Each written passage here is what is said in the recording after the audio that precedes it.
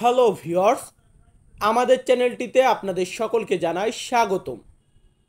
আপনারা যারা লিবিয়াতে নতুন এসেছেন, লিবিয়ার ভাষা শিখতে চান, তারা সকলে লিবিয়ান আরবি ভাষাতে কথা বলা শেখার জন্য আজকের সম্পূর্ণ ভিডিওটি একটু মনোযোগ সহকারে দেখবেন।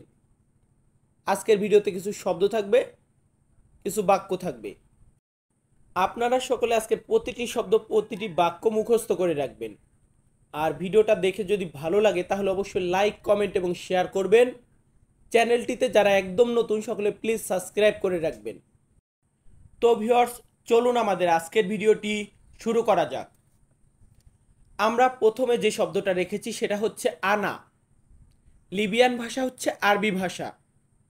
তো আনা মানে হচ্ছে আমি। আমরা আমি বলি না বাংলাদেশে, এটাকে লিবিয়াতে আমরা বলবো আনা। এর পরবর্তীতে আছে সাদিক।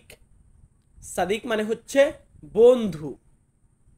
বন্ধু, এটাকে আমরা লিবিয়াতে বলবো সাদিক বা হাবিবি। হাবিবি মানেও বন্ধু, সাদিক মানেও বন্ধু। এরপর আছে হাদা। হাদা মানে হচ্ছে এটা, এটা বা এইটা। এগুলা যদি আমরা বোঝাতে যাই তাহলে আমরা বলবো হাদা। হাদা মালানা সাদিক, এটা আমার বন্ধু। তো হাদা মানে এটা।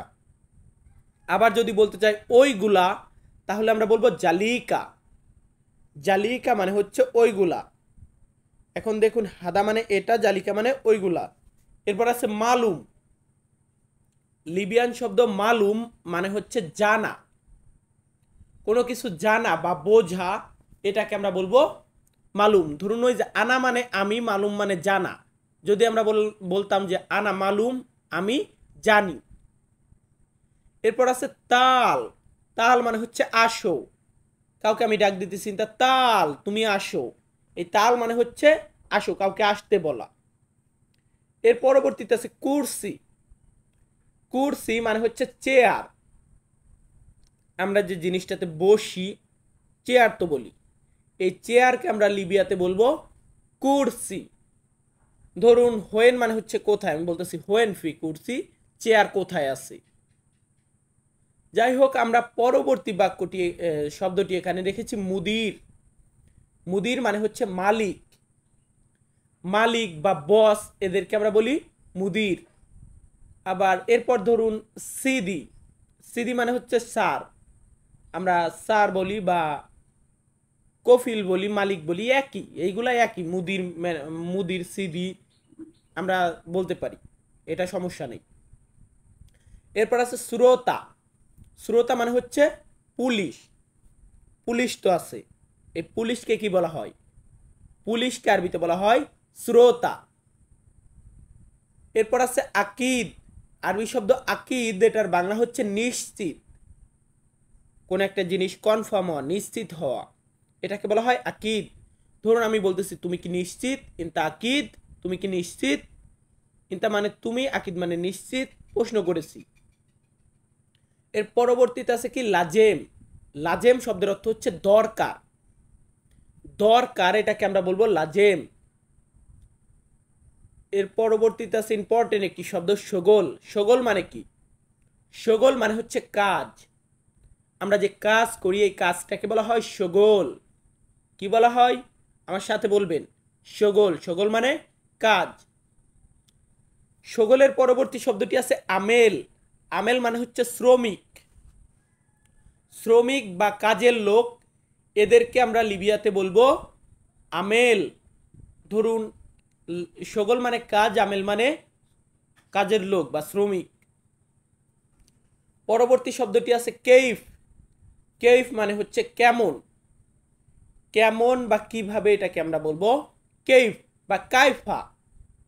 কাইফা মানেও যা, কেইফ মানেও তা। পরবর্তীতে কেমন, আপনি বললেন ভালো। এই ভালোকে আমরা কি বলবো? ভালোকে আমরা বলবো কয়েজ। কয়েজ মানে হচ্ছে ভালো। ইনতা কেইফালেক, কেইফালেক ইনতা। আমি বলতেছি আলহামদুলিল্লাহ বা কয়েজ। কয়েজ মানে ভালো। আর আরবি শব্দ আক্কেল। আক্কেল মানে হচ্ছে খাওয়া। আমরা যে খাবার খাই, এই খাওয়াটাকে বলা হয় আক্কেল। লাহাম। লাহাম মানে হচ্ছে মাংস। মাংস বা গোস্ত, এটাকে আরবিতে বলা হয় লাহাম। আনা আক্কেল লাহাম, আমি মাংস খাচ্ছি। লাহাম মানে মাংস। জেদিদ, জেদিদ মানে হচ্ছে নতুন, কোন একটা জিনিস নতুন, নিউ। এটা বলতে গেলে আমরা বলবো জেদিদ।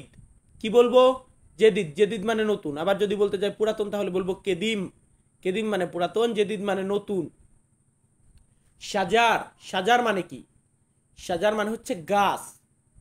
গাছ, গাছপালা, এই গাছকে বলা হয় সাজার। যদিও কমই দেখা যায় আরব কান্ট্রিগুলোতে, বা লিবিয়াতেও আপনার গাছপালা খুবই কম। সাজার মানে কি? সাজার মানে গাছ।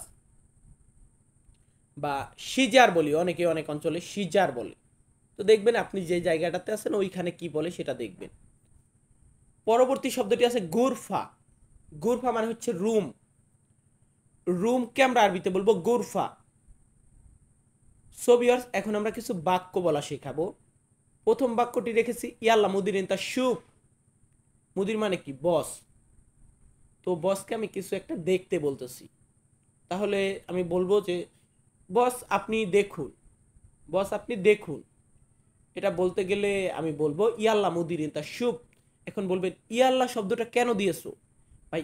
এই যে আপনি আরবি যেসব রাষ্ট্রে চলে, লিবিয়া বলেন, মিশর বলেন, ওমান বলেন, কুয়েত বলেন, কাতার বলেন, সৌদি বলেন, এগুলা রাষ্ট্রে ইয়াল্লা, আহাম্মদ, কিছু কিছু শব্দ আছে যেগুলা বেশি ইউজ করা হয়, প্রয়োজন ছাড়া ওরা ইউজ করে।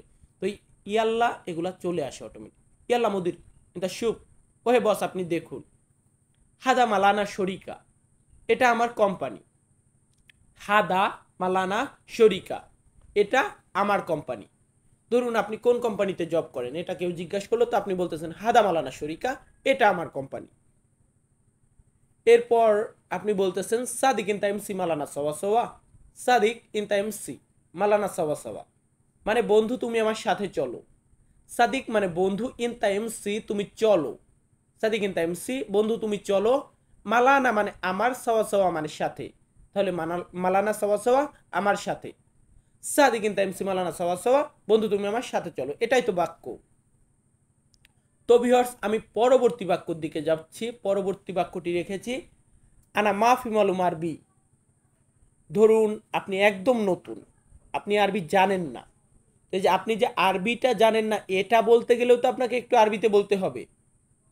আপনি বলবেন আনা মাফি মালুম, মানে আমি জানি না, আরবি মানে আরবি। এখানে তো আপনাকে যদি এটা বলে দেন, দ্বিতীয়ত সে কিন্তু আপনার সমস্যাটা করার মানে সে তো বুঝেই গেল যে তুমি আরবি জানো না, তার পরবর্তীতে ইশারাতে সে বুঝিয়ে দেবে। তো আমরা এখন পরবর্তী বাক্যটি রেখেছি আহম্মদ ইনতা তাল হেনা। আহম্মদ ইনতা তাল হেনা মানে আহম্মদ তুমি এখানে আসো। আমার নাম তন্ময়, তারপরেও আমাকে দেখে ওরা বলবে আহম্মদ ইনতা তাল হেনা। ও জানে আমার নাম তন্ময়, কারণ এই রাষ্ট্রগুলাতে এই আহম্মদ, ইয়াল্লা, এই কিছু কিছু শব্দ আছে যেগুলাকে মানে খুব বেশি একটা ইউজ করা হয়, রাপ ইউজ করা হয়। সো ভিউয়ার্স, যাই হোক, আমি তন্ময় তপু আজকের ভিডিওটি মেক করেছি। আপনাদের সকলের কাছে ভিডিওটি ভালো লাগলে অবশ্যই লাইক কমেন্ট করবেন। চ্যানেলটিতে নতুন হয়ে থাকলে সাবস্ক্রাইব করে রাখবেন। সকলে ভালো থাকবেন, সুস্থ থাকবেন। হয়তো আবারও দেখা হবে নতুন কোনো ভিডিওতে। ধন্যবাদ।